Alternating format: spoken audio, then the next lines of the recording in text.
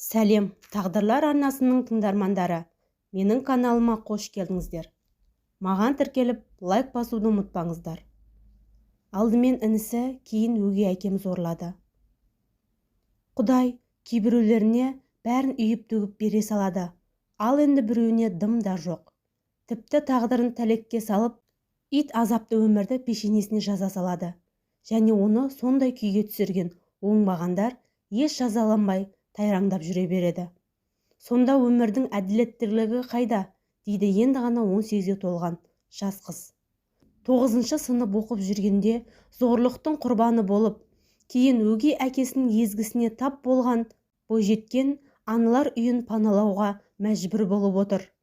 Анам мен әкем 5 жасымда ажырасып кетіп, мен анаммен бірге қалғанмын. Әкемнің қазір қайда, нендей күйде екенін білмеймін. Анам ажырасқан соң біраз жыл жалғыз жүрді де, кейін өзінен 10 жас кіші жігітке тұрмысқа шықтым. Анам 1975 жылға, ал өгей әкем 1985 жылға туылған. Біздер Алматы қаласында тұрдық. Екеуі де араққа әуес еді. Күн құрғатпай ішетін. 9-шы сыныпта оқып жүргем. Кешкісін мектептен қайтып келе жатқанымда алдыма бір көлік тоқтап, ішінен 2 жігіт атып түсті де мені қинап отырғызып алып кетті. Сол түні бір жігітке зорландым. Басында жағдайды түсіне алмай есеңгіреп қалдым. Мұны біреуге айту да оңай емес екен. Ешкім білмесе екен дедім. Анама да жақ ашпадым. Өткенді ұмытып, мұның бәрі түс дегенмен өзімді сендіруге тырыстым. Бірақ көп ұзамай жүкті екенімді білдім. Ішім шығып, жүрегім айни бастағанда анам сезіктеніп, дереу тексерді еді, ішімде 3 айлық бала бар екен. Анам бірден айқайға басқанда, ештеңе айта алмай, қатты қиналдым. Шешем жасы сорғалап, мені сұрақтың астына алған соң, әлгі жігіт туралы айтып бердім. Ең сұмдығы, ол өгей әкемнің туған інісі болып шықты. Мұны естіген өгей әкем маған сенбеді. Бауырын қыспаққа алып еді, онысы мойындамай, ақырында бәрін өзім кінәл болып шықтым. Іштей тұншығып жалағаннан басқа қолымнан не келсін? Бұрыннан арақ десе жанын беретін анам мен өгей әкем менің жүктілігіме күйінген боп үшеулерін үдете түсті. Бірде түн ортасында мені қастарына шақырып алып, өгей әкем, егер айтқаның шын болса, ішіңдегі бала менің де қаным. Ініммен жатсаң енді менімен жатуың керек, дегенде үстімне мұздай су құйып жібергендей, жүрегім тарсылдап, анама жалтақтай қарай бердім. Ол бұған титтей де таңғалған жоқ. Келісесің бе, өзің біл деп бөлмеден шығып кете барды. Өгей әкем сол түні жаныма жоламады. Мүмкін екеуі де мас болып не айтқандарын түсінбеген шығар деп өзімді жұбаттым. 2 күннен соң өгей әкем төсегіме келіп, мені еркімнен тыс зорлады. Содан бастап өмірім қара түнекке айналды. Күнде ішіп келіп, маған тиісудің амалын іздеп тұратын. Ең сорақысы, таңертең дым болмағандай қамқор әкенің рөлін ойнап отыратын.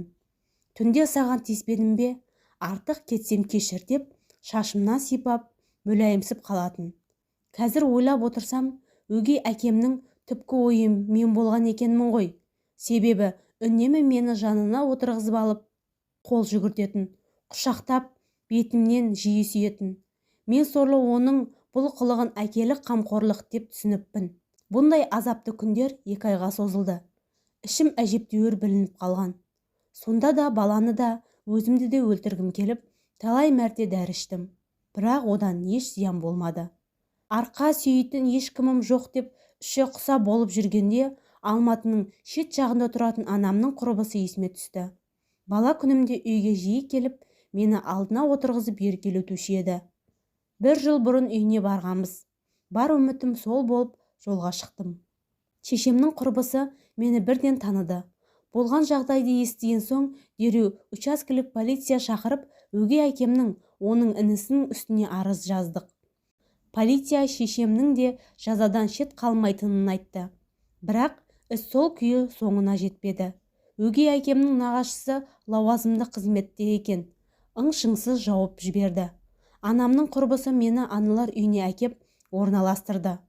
Мұнда барлық жағдай жасалған екен. Оқуымды жалғастырып, Балам жасына толғанша паналауға рұқсат етті. 2 айдан соң 18-ге толамын. Ал қызым 6 айдан асты. Көкейімде қорқыныш пен үрей бар. Анам хабарласып, өкінетіндігін, мені алып кеткісі келетінін айтады. Бірақ әлгі күйеуімен бірге тұрады екен. Өмірімді өксіткен адаммен қайта көріскім келмейді. Басында баламды туып, одан бас тартқым келген. Жаспын ғой. Бір балаға зар болып жүргендер асырап алар. Өз өмірімді реттеп алайын деп ойлағам. Бірақ мұндағы психологтар менің өмірге деген көзқарасымды түбегейлі өзгертті. Баламнан бас тартпағаныма қазір өзім қуанамын.